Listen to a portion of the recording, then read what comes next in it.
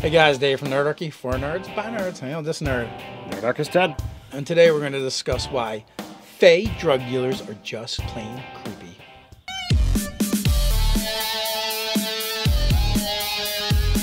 Jump down to the description below where you can sign up for Nerdarchy, the newsletter, get weekly gaming tips, as well as learn how to game with Nerdarchy.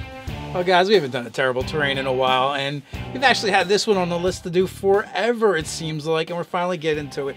We're going to delve into the Fae haunt and, maybe some darker Fae. As Dave says, this has, been floating for a while, and some weird, twisted stuff happened in the conversation about this one, off camera, and let me tell you, it was a weird and wacky ride. Yeah, so initially this came about. We're like, we want to do this enchanted forest. We're going to probably call it like the Fae haunt or something. And we got Fae bandits. They hang out there and they freaking rob people because that's what bandits do. These bandits just happen to be Fae. And then you're like, well, I have an idea because... Well, I had seen something, and when I brought it up to my wife, she's like, well, maybe you dreamed it, because I don't remember seeing that on the TV. But I had seen, like, these weird... looked like they were creatures floating on the wind, but they mimic flower petals. And so, like, they would sit on vines and be able to be completely... motionless, and it just looks like a flower when they're all together. So I'm like, oh, that would be really cool to go with this Fae thing. And then, in and about my travels, I'm always looking at, acquiring new minis, and I have these butterflies that are essentially as big as or bigger than the mini of a PC. So I'm like, well, what if we had giant butterflies and we had, these flower petal creatures? Can we work that into, this Fae thing? All right, first of all, yes, it's true. Ted dreams in Feywild. But besides that, this really got me thinking, and you're like, we can make these flower petals and they're going to suck the blood and some ideas like that. And we're like, well, these are Fae, so they're bandits, but why are they bandits? So we kind of built a hierarchy. So we have this Oni, just because it would be kind of weird and fun to do, is we're going to take an Oni, an Ogre Magi, but he serves one of the Fae lords. So he's a Fae Pact Warlock, and he's here. And as Dave says, I brought up the idea of, well, what if they were blood sucking? And Dave's like, well, what about instead of blood? What if they actually sucked out dreams or memories from travelers? And I'm like, oh, that's a really great idea. What if we then take that, and as opposed to, because these things are kind of insectile to some extent, what if instead of like them drinking it, what if they extract it into like these globules, like you sometimes see, insects when like they gather honey or something, yeah, right? Like dew when they gather dew. So then that gathered the story even further of, well, what if these creatures extract this under the power or leadership of this Oni, so that he takes them back to like the Fae nobles, and they're kind of like a drug or a way for the Fae lords to experience life in the mortal world without any actual fear or repercussions of doing so. Like, I'm envisioning this Oni. He's lounging in a chair, like almost like a throne that's been grown up out of wood and vegetable and plant matter. He's got one leg thrown over the armrest. He's like lounging back. He's admiring these globules that they've been collecting for him. He serves a court from the Feywild, and he's actually in a hall that's kind of been like grown up around him in the forest. So I see him as like the ruler of the Fae haunt. Like, this is his dominion. This is his domain.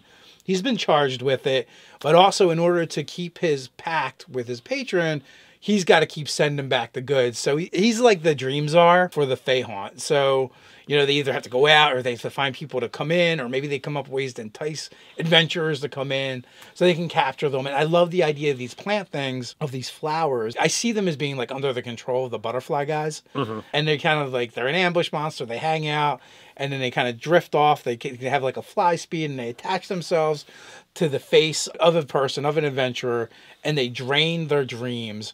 And I almost want to look at the Intellect Devour and how the mechanics work for that, and make it very similar. But instead of killing them, it just leaves them in this catatonic state. For all intents and purposes, they would be dead unless you can somehow get back their memories and put them back in. So with that caveat of, there is a way to rescue them, unless someone's already snorted their essence and their being, right? And it's totally gone. Now, the butterfly guys, I almost like the idea of, If you're not paying attention, yes, they literally just look like giant butterflies. But if you take note, it's not that they are giant butterflies.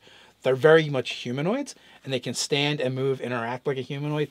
Maybe their heads are a little bit different and have faces, but when they're flying around or if they're just there and you're looking at them, in the distance, even 10, 15 feet away, you're not necessarily going to notice the parts of them that are kind of human-like. Mm-hmm. The thing with the dreams, they've got the ability to have different values to the Fae Court based on exactly what is there. And it could beget another story of, okay, well, you got a party member that's down. All right, well, you've been attacked off camera by these things. This guy drops.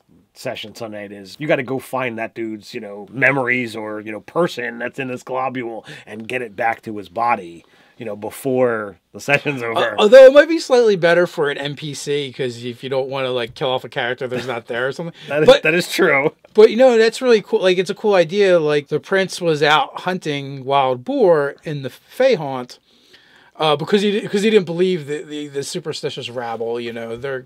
They're beneath him. He doesn't care. So he's with his guards. He's hunting. The things attack. They're able to fend off these creatures. But the truth of the matter is they kind of got what they wanted. They grabbed the prince. They grabbed one of the other guards. They got their essence. They flitter away.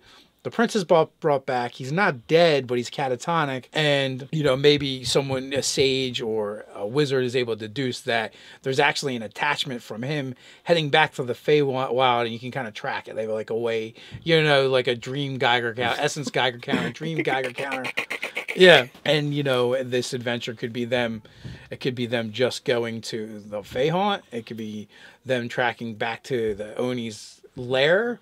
It could be having to go all the way to the Feywild. Maybe he has a portal in his lair as well. Going to the nobles themselves. You could have this in so many different ways. It could be I've come to bargain. It could be entirely combat where you're facing these creatures, with the possibility of, if you fail, you're going to end up exactly like the prince. Not make it either. You could wind up, getting to the Oni, and you could have a bargain or a combat with him, greatly changing the campaign layout thereafter. Or maybe you get to the Oni, you negotiate with him, and it's like, I'm sorry that I don't have that anymore. It's already gone to here. You probably had to pay something just to get that information. You go to the Fey nobles themselves, and you then have to come up with something that you can pay them or do some kind of further quest for them just to get the essence back. New Fae Pack Warlock, maybe? So, there's plenty of different quest options that could happen. So from this, we're probably going to have to make, this Oni NPC, some new monsters, lots of fun things. And, hey, what happens when a mortal ingests the dreams of another mortal? Mm-hmm. Is it a poison? Is it toxic? Is it like a curse? Is it an enchantment? Or, do they gain crazy Fae superpowers for doing it? Or do they get a buzz just like the Fae do? What happens if one of the players gets addicted to the essence of others? Oh, man. So these are all things that we could explore. We'll probably talk about this a little bit more and delve into it deeper later.